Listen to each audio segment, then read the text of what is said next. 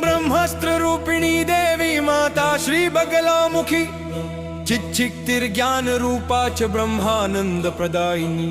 ओम महाविद्या महालक्ष्मी श्रीमत्त्रिपुर सुंदरी भुवनेशी जगन्माता पार्वती सर्वमंगला। ललिता भैरवी शांता अन्नपूर्णा कुलेश्वरी वाराही छिन्नमस्ता च तारा काली सरस्वती।